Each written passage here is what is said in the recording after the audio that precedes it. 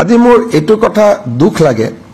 প্ৰাগ নিউজৰ এজন তাত সাংবাদিক আছে উৎপল বুলি কেইদিনমান আগতে জুবিনৰ কথা কি কৈ থৈছে মই আপোনালোকক শুনাব পাৰো যদি আপোনালোকে শুনিব খোজে শুনিব মই শুনি লওক তেতিয়ালে এজন বিশেষ অসমৰ সংগীত জগতৰ ৰজা বুলি কোৱা আৰু একাংশ মানুহে তেওঁক ৰজা পাতি থোৱা এজন বিশেষ গায়ক তেওঁক বেলেগে শিল্পী কয় মই গায়ক বুলি কওঁ তেওঁ ৰাজীৱ হদিয়াক চিনি নাপায় দেখাও নাই চাগে ৰাজীৱ হদিয়াক কাৰণ ৰাজীৱ হদিয়া হৈছে টকৌ পাতৰ চালি তলত পানী পৰা এজন গায়ক আৰু তেখেত হৈছে বিখ্যাত গায়ক তেখেতক ৰজা তেখেতক ডাঙৰ ডাঙৰ মানুহৰ আশীষ ধন্য তেখেত মানুহ ৰাজীৱ হদিয়াক চিনি নাপাব পাৰে ডেফিনেটলি কাৰণ ৰাজীৱ হদিয়া হৈছে একদম মাটিৰ শিল্পী জাতিৰ শিল্পী জনকণ্ঠ গণকণ্ঠ ৰাজীৱ হদিয়া হৈছে টকৌ পাতৰ চালিৰ তলত থকা সংখ্যাৰৰ চালিৰ তলত থকা এজন গায়ক ইমান ডাঙৰ গায়কে ইমান ডাঙৰ ৰাজীৱ হদিয়া গায়ক নহয় দে ৰাজীৱ হদিয়া হৈছে গণশিল্পী যেনেকৈ মঘায়ুজা গণশিল্পী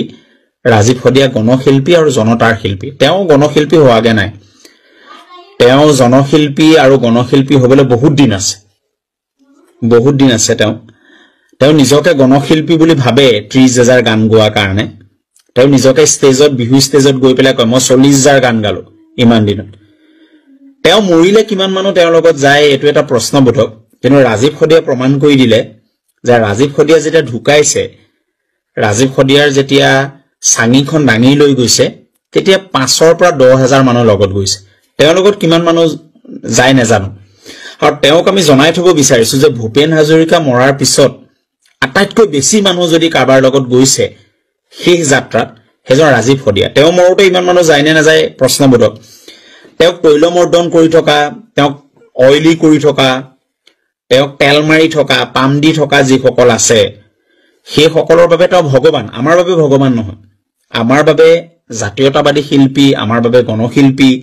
আমাৰ বাবে জাতিৰ শিল্পী আমাৰ বাবে নিষ্পেষিত জনতাৰ শিল্পীজনৰ নাম হৈছে ৰাজীৱ হদিয়া বা মহেন্দ্ৰ হাজৰিকা বা আৰু কিছুমান শিল্পী আছে দুই এজন শিল্পী এতিয়া আছে তেওঁ এটা কথা মই আচৰিত পালো যে তেওঁ কৈছে মই ৰাজীৱ হদিয়াক ইমান চিনি নাপাওঁ দেই এনেকে কৈ দিছে মদ খাই আছে তেওঁ চূড়ান্তভাৱে মদ খাই আছে আৰু ৰাজীৱ হদিয়া মৰাৰ 2.5 দিনৰ পিছত তেওঁ প্ৰতিক্ৰিয়া দিছে এজনেতো এতিয়ালৈকে দিয়াই নাই তেওঁ লণ্ডন আমেৰিকা কলিকতা কেলিফৰ্ণিয়া এইবিলাকত প্ৰগ্ৰেম কৰি সেইজনেতো আহৰিয়ে পোৱা নাই ক'বলৈ আৰু অসমৰ বহুত শিল্পী বুলি আমি যাক কওঁ মাইক্ৰফোন লৈ তেওঁলোকে এতিয়ালৈকে প্ৰতিক্ৰিয়া দিয়া নাই গায়ক গায়িকা বুলি যাক কওঁ তেওঁলোকে প্ৰতিক্ৰিয়া নাই কাৰণ তেওঁলোকে প্ৰতিক্ৰিয়া যদি দিয়ে বা তেওঁলোকে যদি কয় তেওঁলোকে ৰজাৰ ৰখত পৰিব তেওঁলোকে ডাঙৰ ডাঙৰ ডিস্কুৰৰ ৰখত পৰিব তেওঁলোকে নকয় কাৰণ তেওঁলোকে গোটেই বছৰটো চলি থাকিব লাগিব তেল টেঙা দি পেলাই তেল মালিচ কৰি পেলাই ৰাজীৱ হদিয়া তেল মালিচ কৰা শিল্পী নাছিল ৰাজীৱ হদিয়া গণশিল্পী আছিল জনতাৰ শিল্পী আছিল জাতিৰ শিল্পী আছিল আৰু মাটিৰ শিল্পী আছিল মই দুৰ্ভাগ্য মই এটা ফেচবুকটো চাওঁতে দেখিলো আমাৰে বিকাশে সুধিছে প্ৰাগ নিউজৰ বিকাশ হি সুধিছে মই নামটো কৈ দিও সেই মানে গায়কজনৰ শিল্পী বুলি মই নকওঁ তেওঁ ৰাজীৱ হদিয়াক চিনি নাপায় বৰ ডাঙৰ কথা ৰাজীৱ হদিয়াক তেওঁ চিনি নাপায় ৰাজীৱ হদিয়াক তেওঁ চিনি নাপায়টো বহুত ডাঙৰ কথা ৰাজীৱ হদিয়া অমৰ আপুনি অমৰ হয়নে নহয় এটো প্ৰশ্নবোধক আৰু আপুনি মৰোতে কিমান মানুহ লগত যায় এটো প্ৰশ্নবোধক কিন্তু ৰাজীৱ হদিয়া মৰোতে 20,000 মানুহ লগত গৈছে মই স্পষ্ট কথা কোৱা মানুহ ভয় নকৰো তেলমৰা আৰু ডিস্পুৰৰ তৈলমৰ্দন কৰা আপোনাৰ দৰে গায়ক ৰাজীৱ হদিয়া নাছিল ৰাজীৱ হদিয়া এটা বেলেগ মানুহ আছিল ৰাজীৱ হদিয়া অসমৰ মানুহৰ হৃদয়ত সদায় অমৰ হৈ ৰব এই কথাটো আপোনাক জনাই থওঁ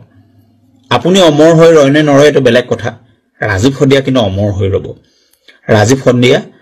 সাধাৰণ মানুহৰ শিল্পী আছে ভাল লাগিলে আপোনাৰ কথাবিলাক শুনি আৰু মই থ্যাঙ্কস দিছো আমাৰ প্ৰাগ নিউজৰ সাংবাদিকজনক যে তেওঁৰ অন্তৰৰ কথাবিলাক উলিয়াই আনিলে যে তেওঁ ৰাজীৱ হদিয়াক চিনি নাপায় এটো খুব ভাল লাগি গল অসমৰ মানুহে দগাপালাত জুখিব কোন জনতাৰ শিল্পী কোন প্ৰফেশনেল শিল্পী কোন ৰজা ঘৰৰ শিল্পী কোন প্ৰজা ঘৰৰ শিল্পী কোন অকল পইচা চিনি পোৱা শিল্পী আৰু কোন জনতাৰ শিল্পী এটো অসমৰ মানুহে দগাপালাত জুখিব ঠিক আছে ৰাজীৱ হদিয়া কিন্তু সদায় অমৰ হৈ ৰব অমৰ শিল্পী ৰাজীৱ হদিয়া হাঁহি উঠিছে আপোনাৰ বক্তব্য শুনি হাঁহি মানে বৈদ্য হাঁহি উঠিছে সাংঘাতিক হাঁহি উঠিছে আপোনাৰ কথা শুনি ভগৱানে আপোনাক ভালে ৰাখক দিয়ক ধন্যবাদ যোৰহাটৰ সমান সংস্কৃতিবান মানুহ নাই বহুতে মোক যোৰহাটৰ ভাল মানুহে কৈছে যে মুখ্যমন্ত্ৰীয়ে চেষ্টা কৰিছিলে যেটা পৰিয়ালে নিদিয়ে তাৰ পিছত মুখ্যমন্ত্ৰীয়ে কি কৰিব পাৰে তেওঁলোকে মেটাৰটো ইমানতে সমাপ্তি কৰিছে কিন্তু যিজন মানুহে কেইদিনমানৰ ৰজা গায়ক বুলি মই কম এই যেটো প্ৰাগ নিউজৰ কি নাম উৎপল বৰা এটাতো কোনোবাই যদি জুবিনৰ ওপৰত এখন এফআইআৰ দিয়ে যে জুবিনক অপমান কৰা বুলি এই মানুহজনৰ ওপৰত এফআইআৰ হ'ব কালি মানুহলে ৰাস্তাত 1.5 ঘণ্টা ভাষণ দিছে কালি তেওঁ 1.5 ঘণ্টা সময় ভাষণ দিছে আৰু যিটো বিভৎস কথা কৈ গৈছে আপোনালোকে শুনক কিন্তু জুবিন জীয়াই থাকোতে আমি কেতিয়াও জুবিনৰ কা আন্দোলনত জুবিনে আমাক স্পষ্টভাৱে বিৰোধিতা কৰিছিল কিন্তু এদিনৰ কাৰণেও আমি এইবিলাক কথা কোৱা নাই কাৰণ এটা জুবিন অসমৰ সম্পদ আছিল গতিকে এই মানুহবিলাকে স্পষ্টভাৱে এটা গোটেই কথাটোক ৰাজনীতিলৈকে লৈ যাব খুজি আছে যেটো মই বাধা দিব চেষ্টা কৰি আছো 1.5 ঘণ্টা সময় কালি মানুহক উচতাইছে গতিকে এইবিলাকতো সব এফআইআৰ হ'ব